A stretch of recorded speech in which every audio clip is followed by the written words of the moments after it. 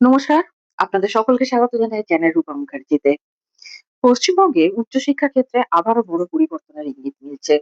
সম্প্রতি শিক্ষামন্ত্রীর বক্তব্যে এমন কিছু বিষয় উঠে এসেছে যা স্যাট, এসএসডব্লিউএএন, গেস্ট লেকচারার এবং ভবিষ্যতে কলেজ শিক্ষক নিয়োগ নিয়ে নতুন করে আলোচনা শুরু করেছে। সবচেয়ে গুরুত্বপূর্ণ বিষয় হলো শিক্ষামন্ত্রী স্পষ্টভাবে ইঙ্গিত দিয়েছেন যে যোগ্যতা ভিত্তিক ও আইনসম্মত নিয়োগ ব্যবস্থার দিকেই সরকার এগোতে চায়। তবে একটা কথা শুরুতেই পরিষ্কার করে দিই, এটি এখনো সরকারের বিজ্ঞপ্তি নয়। এটি শিক্ষামন্ত্রীর বক্তব্য এবং নীতিগত দিক নির্দেশ। আগামী দিনে এই নির্দেশের পালন হবে এমনটা কিন্তু ধারণা করা যেতে পারে। এবার কিছু তথ্য আর সম্ভাবনার কথা আমি আপনাদের সামনে তুলে ধরছি, যাতে আপনাদের কাছে সমগ্র ব্যাপারটি পরিষ্কার হয়। শিক্ষামন্ত্রীর বক্তব্য অনুযায়ী দীর্ঘদিন ধরে কলেজগুলিতে বিভিন্ন নামে অস্থায়ী শিক্ষক নিয়োগ হয়েছে। তার মধ্যে স্যাক্ট 1, স্যাক্ট 2, তারা গেস্ট লেকচারারই।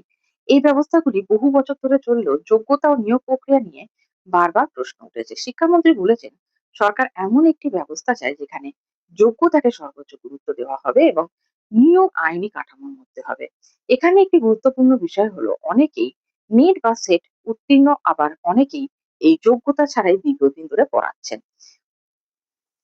যাদের ৫৫% মাস্টার্সে নাম্বার আছে, যারা নেট সেট কোয়ালিফাইড, তারা পড়েন স্যাক্ট 1 এর তালিকায়। স্যাক্ট 2 এর তালিকায় যাদের এই কোয়ালিফিকেশন গুলো না থাকা সত্ত্বেও কলেজে গেস্ট লেকচারার হিসেবে কাজ করছেন, তারা আছেন। উভয়ের বেতনের মধ্যে হাজার দশেক টাকার পার্থক্য হলেও খুব কম করেও যারা স্যাক্ট 2 পর্যায়ে রয়েছেন তারা কিন্তু কাম অ্যাক্রস ২৫,০০০ টাকার মতো স্যালারি পেয়ে থাকেন। এবার এই যোগ্যতা ছাড়া দীর্ঘদিন ধরে পড়ানোর ব্যাপারটা নিয়ে কিভাবে সমাধান করা হবে সেটাই এখন আলোচনার কেন্দ্রবিন্দু।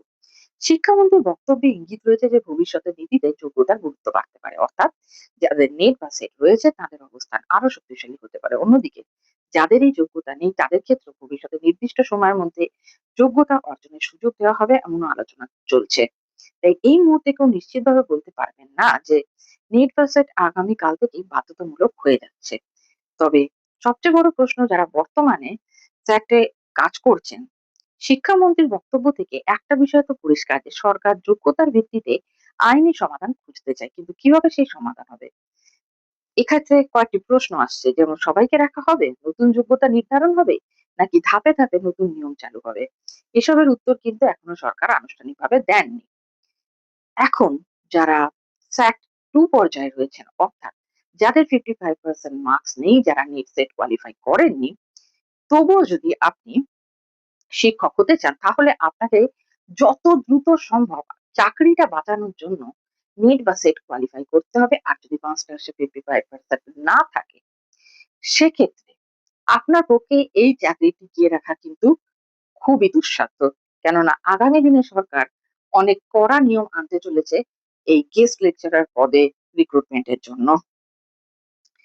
আপনাকে সফলতার জন্য নেট বা সেট কোয়ালিফাই হতে হবে। বিষয়ভিত্তিক প্রস্তুতি, গবেষণা ও একাডেমিক প্রোফাইল এই বিষয়গুলোর উপরে জোর দিতে হবে। কারণ ভবিষ্যতে যদি যোগ্যতা ভিত্তিক নিয়োগ ব্যবস্থা আরো শক্তিশালী হয় তাহলে এগুলোই আপনার সবচেয়ে বড় সম্পদ হবে। দেখুন, এই মুহূর্তে সরকার অফিসিয়াল নোটিফিকেশন প্রকাশ করবে কি করবে না সেটা কিন্তু একমাত্র সরকার নিজেই জানেন। তাই হাতে যতটুকু সময় আছে আমি বলব, যাদের পক্ষে সম্ভব, যারা কোয়ালিফাই করছেন নেট বা সেটে বসার জন্য, তারা অবশ্যই পরীক্ষাটায় বসে নিজেকে কোয়ালিফাইড করে নিন। কেননা উইদাউট কোয়ালিফিকেশনে হয়তো আপনি আরো ১-২ মাস পড়ালেন, কিন্তু তারপর বাতিলকরণ হবেই হবে।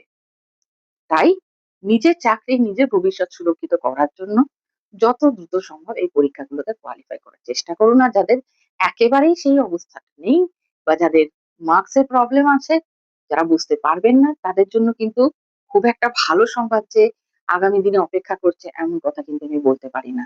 এখানে কিন্তু আমি কোনো নেগেটিভিটি ছড়ানোর কথা বলছি না। আমি যেটা বলছি সেটা যুক্তির কথা বলছি। আপনারা এবার নিজেরাই ভেবে দেখুন। ভালো থাকুন। দেখা হচ্ছে পরের ভিডিওতে। ধন্যবাদ। নমস্কার।